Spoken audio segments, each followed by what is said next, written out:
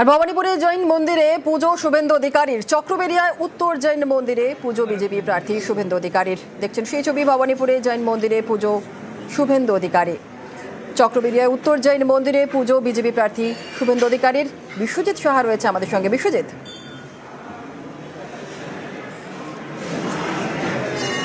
একদমই কলকাতা পুরসভা ৭০ নম্বর ওয়ার্ড এবং ভবানীপুর বিধানসভা কেন্দ্র, সেখানে যে চক্রবেড়িয়া উত্তর, চক্রবেড়িয়া নর্থ, সেখানেই যে পুরনো জৈন মন্দির রয়েছে ভবানীপুরের, সেই জৈন মন্দিরে কিছুক্ষণ আগে ঢুকেছেন 10টা 40 নাগাদ শুভেন্দু অধিকারী।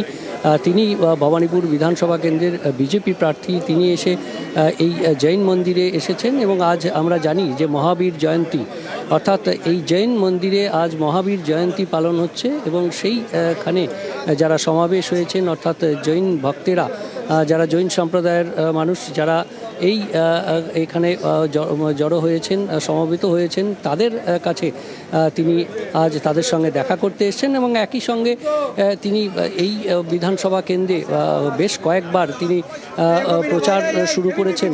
ভবানীপুর বিধানসভা কেন্দ্রে বেশ প্রায় 10 মিনিট তিনি তাদের সঙ্গে কথা বলেছেন। আমরা দেখতে পাচ্ছি যে এই মুহূর্তে যারা এই মহাবীর জয়ন্তীতে এসেছেন, সেই সমবেত জৈন সম্প্রদায়ের যারা ভক্তরা রয়েছেন, তাদের সঙ্গে তিনি কথা বলছেন।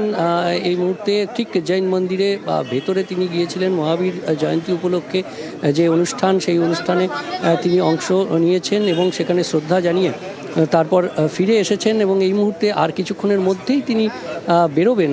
কিন্তু তার আগে জৈন সম্প্রদায়ের যারা ভক্তেরা যারা সমবেত হয়েছেন এই মহাবীর জয়ন্তী উপলক্ষে, তাদের কাছে তিনি তার যে সম্পর্ক, সেই জনসম্পর্ক স্থাপন করছেন। অর্থাৎ ভবানীপুর বিধানসভা কেন্দ্রের বিজেপি প্রার্থী হিসেবে তিনি এর আগে যেমন এসে প্রথম দিন দেওয়াল লিখন করেছেন এবং সেখানেও আমরা দেখেছি যে ভবানীপুর বিধানসভা কেন্দ্রে তিনি যখন এসেছিলেন প্রথম প্রচারে, আজকেও মহাবীর জয়ন্তীতে জৈন মন্দিরে পুজো দিতে এসেছেন শুভেন্দু অধিকারী, আর তার সাথে সাথে সারছেন জনসংযোগ। কথা বলছেন যারা এই মন্দিরে এসেছেন তাদের সঙ্গে।